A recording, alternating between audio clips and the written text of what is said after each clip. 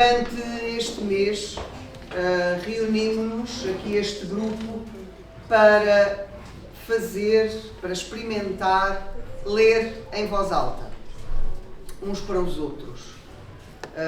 Textos de que gostássemos, textos que encontramos, tivemos vários temas, para cada sessão um tema, as pessoas procuraram textos sobre esse tema e trabalharam-nos em grupo. Para além disso, fizemos uma série de jogos e de brincadeiras que desenvolvem esta capacidade de estar em frente aos outros, porque é muito difícil estar em frente aos outros a falar. Estar em frente aos outros e esperar que os outros gostem, esperar que os outros tenham capacidade de nos ouvir. Ia-vos pedir um esforço, porque estas pessoas não são profissionais desta área, são alunos que estão a aprender. Ia-vos pedir um esforço para ouvir. Também não é fácil, hoje em dia, ouvir. Ia pedir silêncio desse lado, ia pedir silêncio deste lado. O tema para a sessão de hoje é amizade. Foi o tema que saiu. Foram sendo sorteados, o tema que nos saiu para esta sessão é o tema amizade. E a primeira pessoa a ler sou eu. Vou ler um texto de António Torrado. Se eu o encontrar, agora deixa-me procurar. Tinha mesmo aqui no marcador. Está aqui. Um texto de António Torrado que se chama A Janela e o Barco. Peço que se lembrem que o tema que nós temos hoje é a amizade. A janela e o barco. A janela abriu-se e viu no rio um barco à vela. Janela.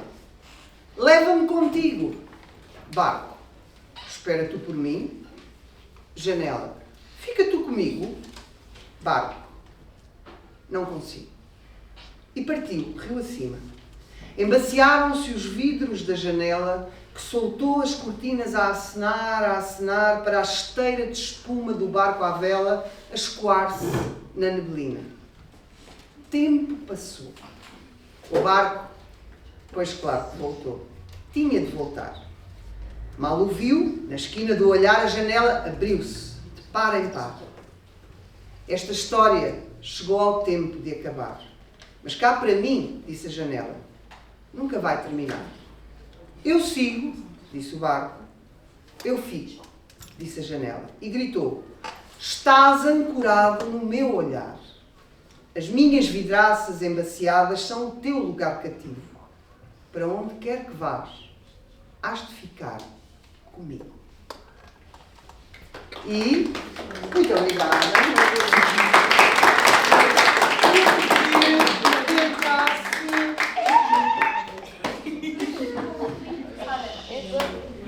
Um arroz ao Duarte. Aos 5 pães.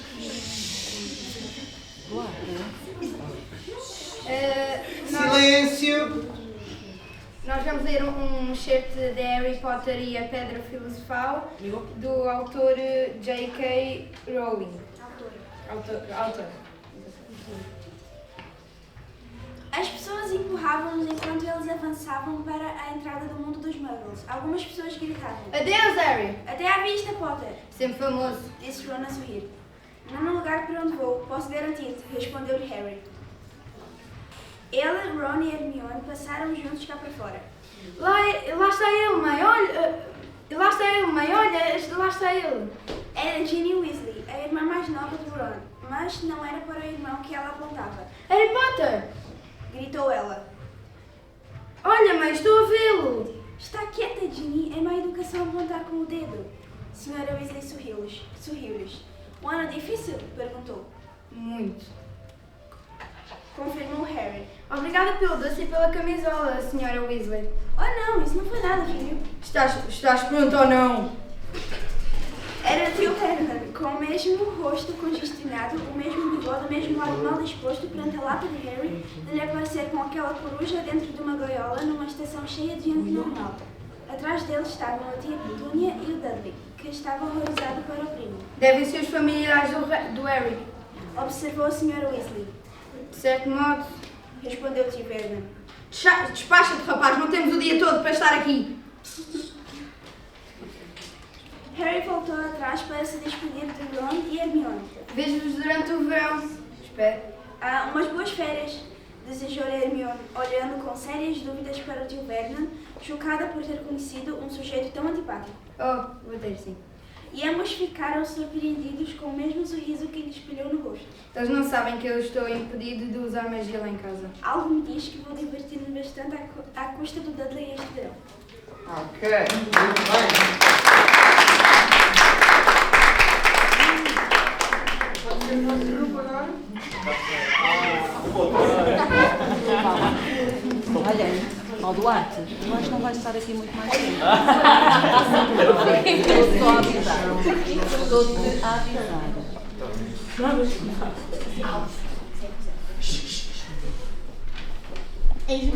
O sonâmbulo. Lauren sentiu algo a agitar-se na sua consciência. Se os t-shirts brancas tinham desativado todos os carrinhos elétricos, ela tinha o único meio de transporte capaz de superar as motos 4 dos t-shirts brancas. James era seu irmão e parte de Lauren queria ajudá-lo.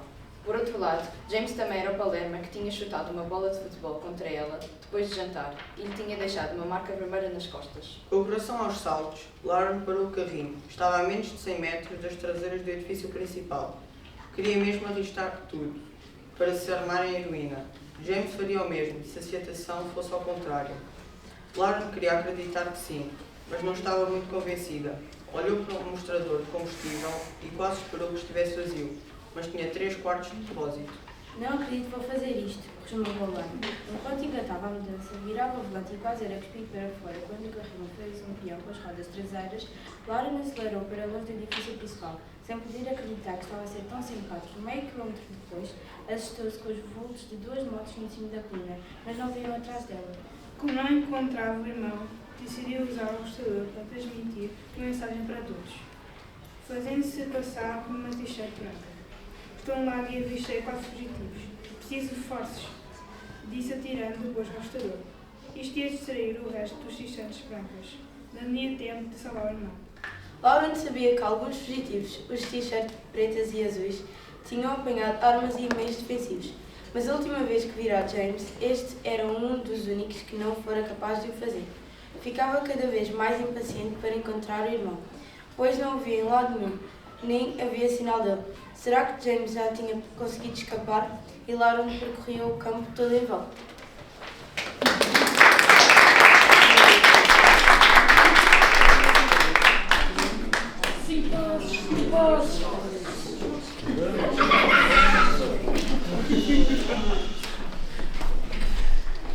Ora então, nós vamos ler um pequeno excerto do livro A Aldeia das Almas Desaparecidas, de Richard Zimmler.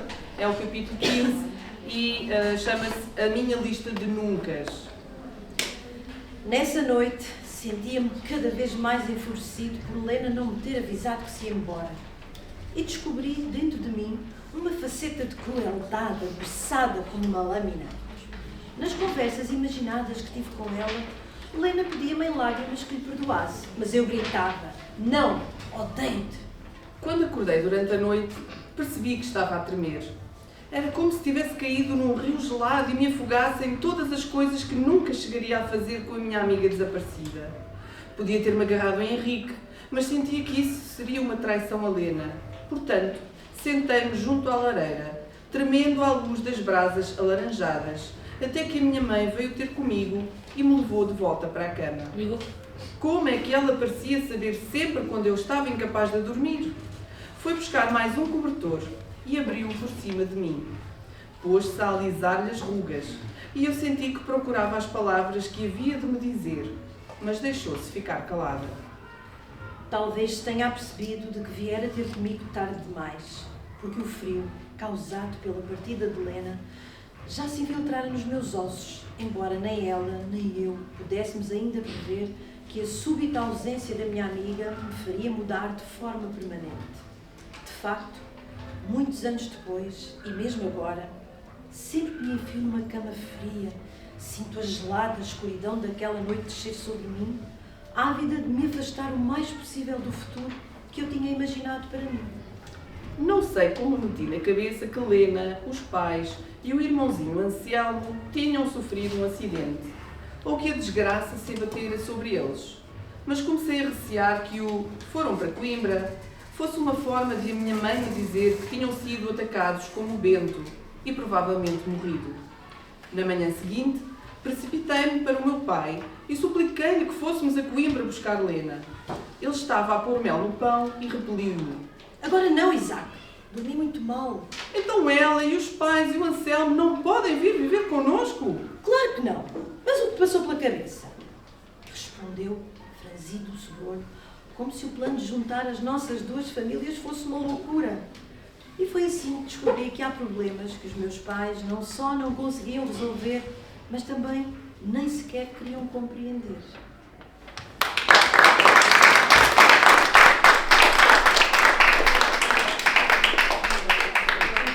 Vamos ouvir o vosso. Não, o meu.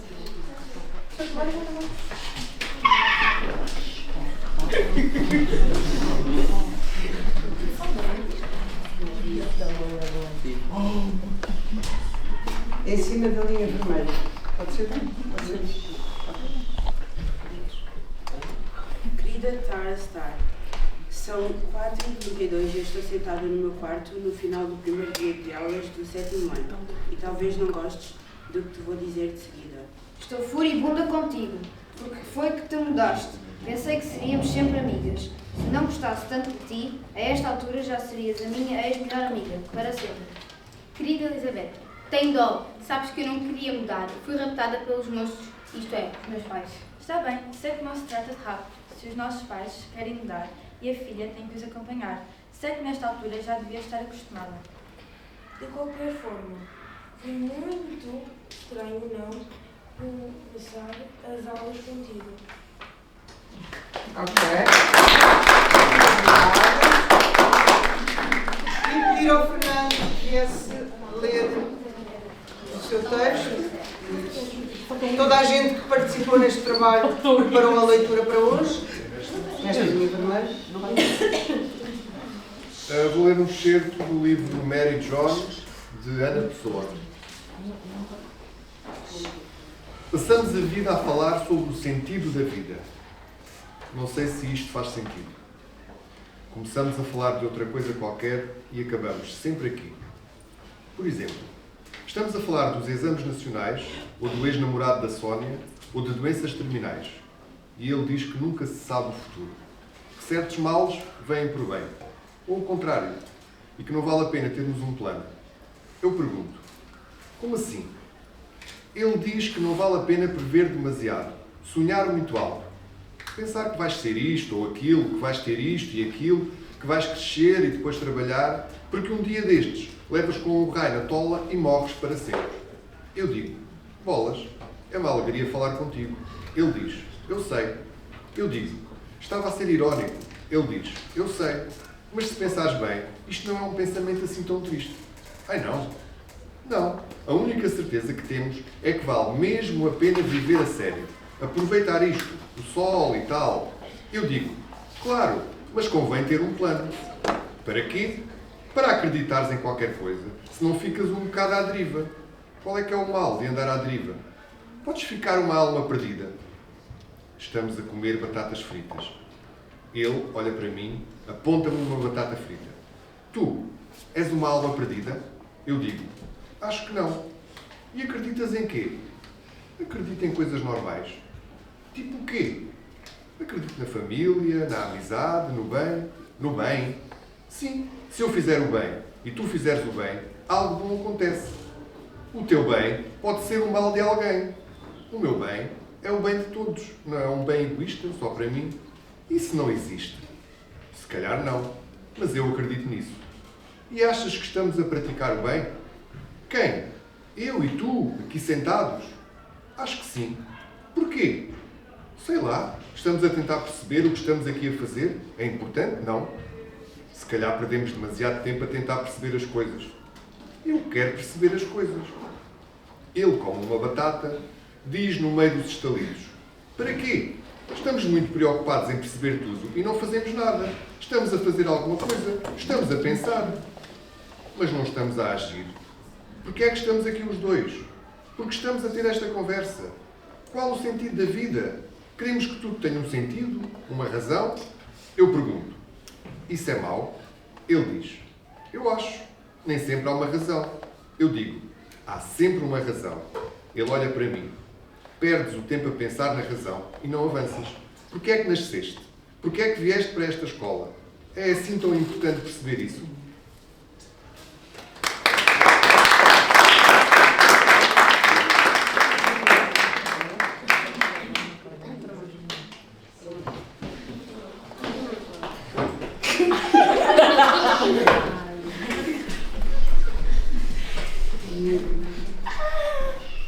Os últimos minutos na Terra, de Max Braga.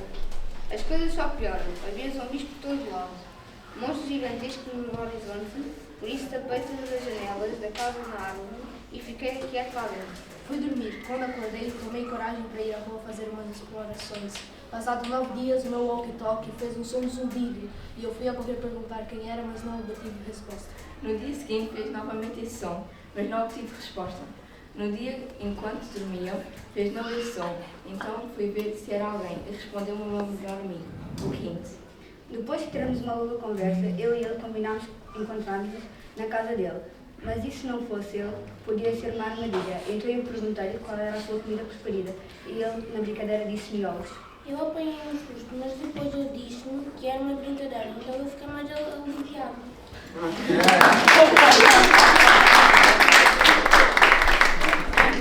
Então, só para terminar, ia chamar, não me esqueci de ninguém, não? Toda a gente. Ia chamar a Sara e a Inês, que fizeram uma coisa especial. Este livro, que se chama Como um Romance, do Daniel Pennac, tem cá dentro uma coisa que ele inventou, que se chamam os direitos inalienáveis do leitor. As pessoas que são leitoras têm direitos a várias coisas. Elas decoraram, mesmo sem ter o livro com elas, elas decoraram, só de eu dizer e elas repetirem, os 10 direitos inalienáveis do leitor. Mas eu vou ficar aqui no meio delas,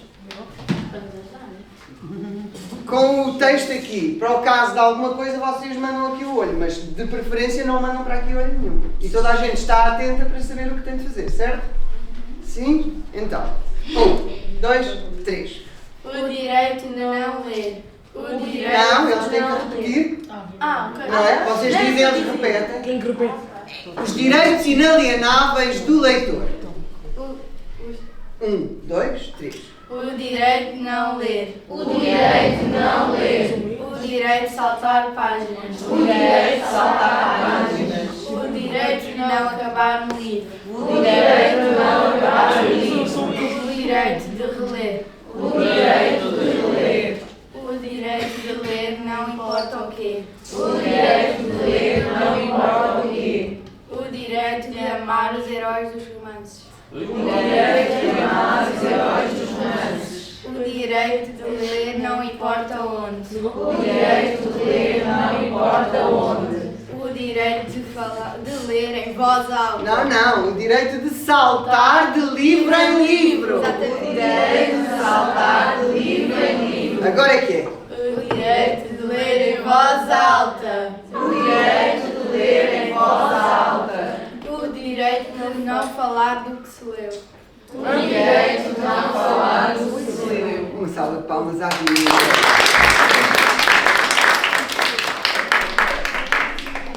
Agradeço-vos muitíssimo terem vindo assistir. Agradeço-vos muitíssimo a vossa participação. Isto que aconteceu aqui durante estas 5 sessões foi o nosso trabalho por uma área que não é habitual, não é tão habitual trabalhar-se na escola, que é aguentar a pressão dos olhos dos outros enquanto nós dizemos palavras que estão num livro. E fazer com que essas palavras tenham sentido e fazer com que as pessoas gostem daquilo que nós estamos a dizer. Isso é uma tarefa muito difícil, muito árdua, e eles venceram uma série de dificuldades. Não imaginam a distância que vai entre o que nós ouvimos na primeira sessão e o que nós ouvimos hoje. Eles aprenderam, por exemplo, que quando lemos para os outros, não nos encostamos às paredes, não pomos uma perna não sei como. Aprenderam, por exemplo, que é importante mostrar os nossos olhos às pessoas. Aprenderam, por exemplo, que se falarmos muito baixo. E aprenderam que se falarmos muito depressa, ninguém tem tempo de captar as coisas que a gente diz cá para dentro da nossa cabeça. Compreendem? Há uma série de coisas que foram entrando aqui que eu espero que sirva para outras alturas, mas principalmente, ou pelo menos para mim, não vou dizer que para eles, isso também já é muita presunção minha, mas pelo menos para mim foi uma grande diversão vê-los aqui a jogar e a brincar com as palavras, que são coisas difíceis e que às vezes nos atrapalham mais do que nos servem. Ficamos aqui aflitos com elas. E a melhor maneira de lidar com uma coisa que nos deixa aflitos é olhá-la de frente e trabalhar com ela. É a única maneira de ultrapassar as coisas. Portanto, foi um prazer enorme conhecer-vos. Espero que tenham gostado deste mês que aqui passámos juntos. Vão voltar às vossas aulas de português normais. Talvez a professora de português agora vos vá moer a paciência com vamos lá ler isto em voz alta, vamos lá pôr isto não sei como. Mas foi um prazer enorme conhecer-vos e agradeço-vos muitíssimo terem vindo assistir. Muito Olha, obrigada. eu queria só também dar uma palavrinha e agradecer à Cristina e ao Fernando estas 5 semanas e o quanto aprendemos com eles. E uma salva de palmas para os dois.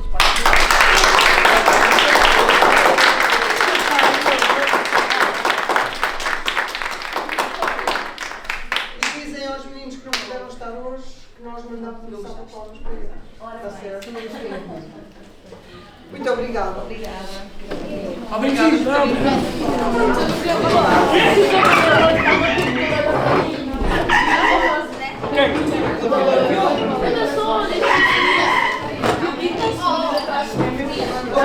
meninos. Até a próxima.